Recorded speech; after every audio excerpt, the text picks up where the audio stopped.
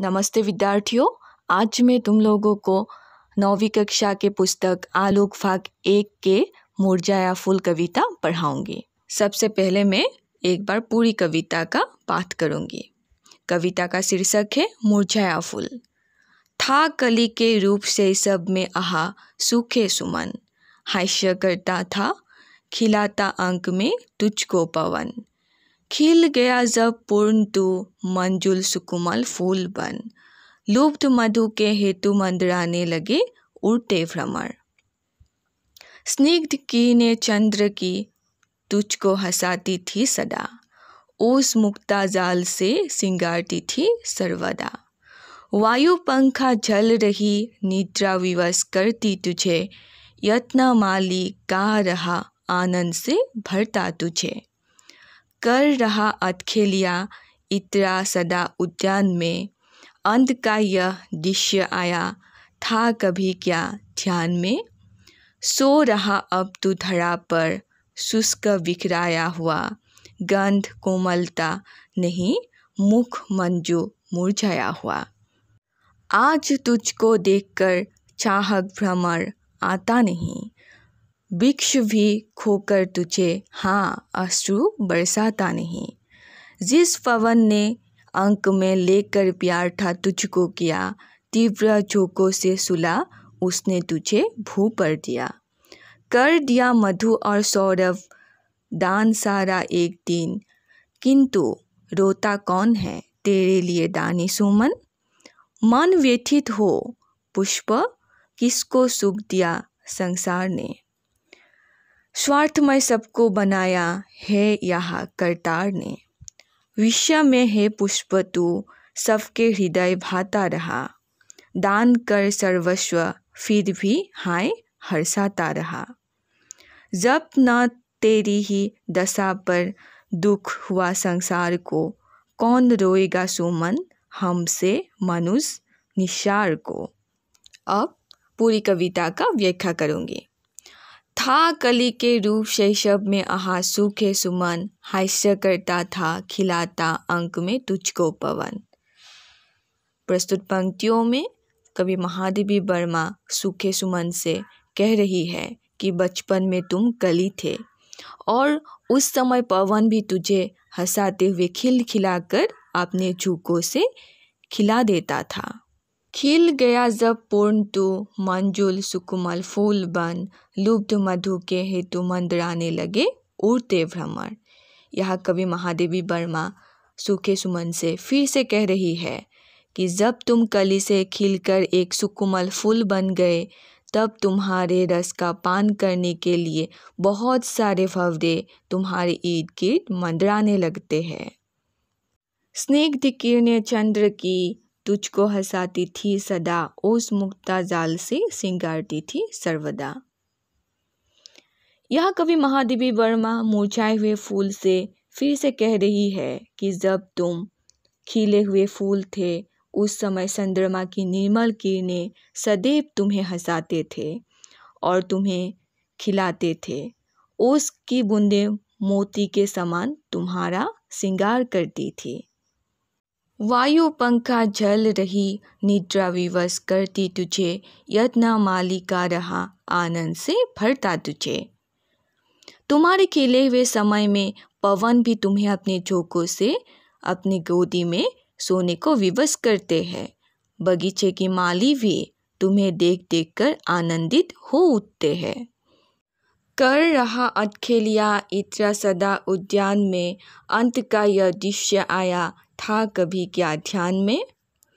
यह कवयित्री महादेवी वर्मा मुरझाए हुए फूल से प्रश्न करते हुए कहते हैं कि हे पुष्प, पहले तुम हंसते हुए खिलखिलाकर पूरे उद्यान में मधुवाली चाल से इधर उधर घूमती रहती थी।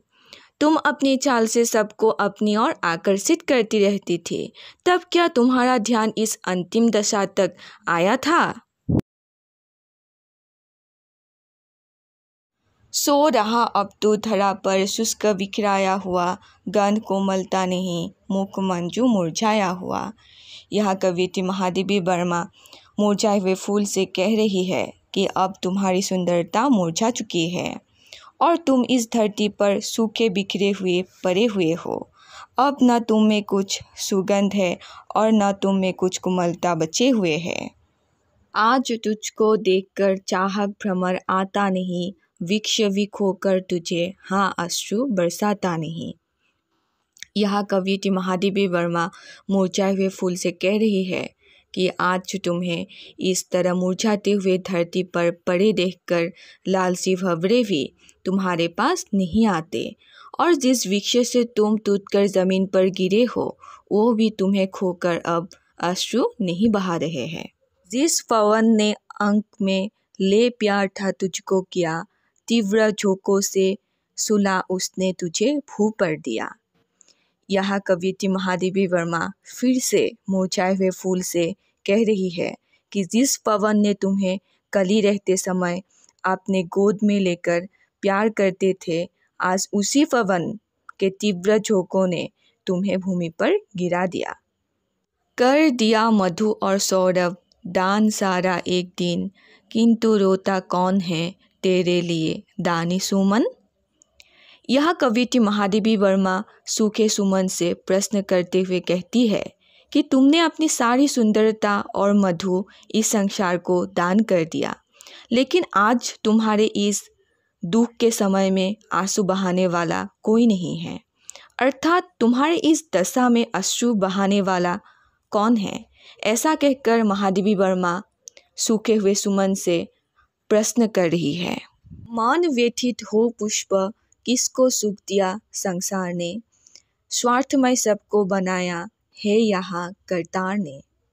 यह कवियत्री महादेवी वर्मा पुष्प को हौसला प्रदान करते हुए कहती है कि हे पुष्प, तुम दुखी ना हो, क्योंकि इस स्वार्थमय संसार ने किसी को सुख नहीं दिया है। इस संसार ने सभी को स्वार्थी बनाया है।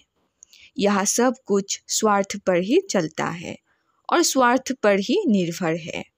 यह कवियत्री महादेवी वर्मा सूखे फूल को संसार की सच्चाई बता रही है। विश्व में है पुष्प तू सबके हृदय भाता रहा, दान कर सर्वस्व फिर भी हाय हर्षाता रहा। यह कवियत्री महादेवी वर्मा पुष्प को उसके बड़प्पन का एहसास देते हुए कहती है, हे पुष्प, तुमने इस विश्व में अपना सर्वस्व दान कर खुशी खुशी निस्वार्थ भावना से सबके हृदय को आनंदित किया, सबकी सेवा की। जब न तेरी ही दशा पर दुख हुआ संसार को, कौन रोएगा सुमन हमसे मनुज निस्सार को। अंत में कवियत्री महादेवी वर्मा संसार की सच्चाई को सामने रखकर कहती है कि तुमने इस संसार को सर्वस्व दान कर दिया, लेकिन फिर भी इस संसार को तुम्हारी इस दशा पर थोड़ा सा भी दुख नहीं हुआ। तो फिर तुम यह बताओ कि हम जैसे निस्सार मनुष्य के बुरे समय में कौन आंसू बहाएगा। मुरझाया फूल शीर्षक इस कविता में कवियत्री महादेवी वर्मा ने कली के खिलकर फूल बनने से लेकर मुरझाते हुए भूमि पर गिरने तक का आकर्षण वर्णन किया है। कली और खिले फूल के प्रति सब आकर्षित होते हैं, जबकि मुरझाए फूल के प्रति उनका कोई आकर्षण नहीं रहता। यह संसार की स्वार्थपरता है, परंतु इससे बेखबर रहकर फूल अपना सर्वस्व दान करते हुए सबको हर्षाता रहता है।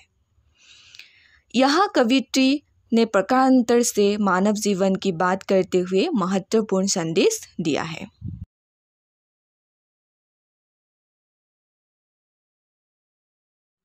आज का ये पाठ यही समाप्त होता है। धन्यवाद।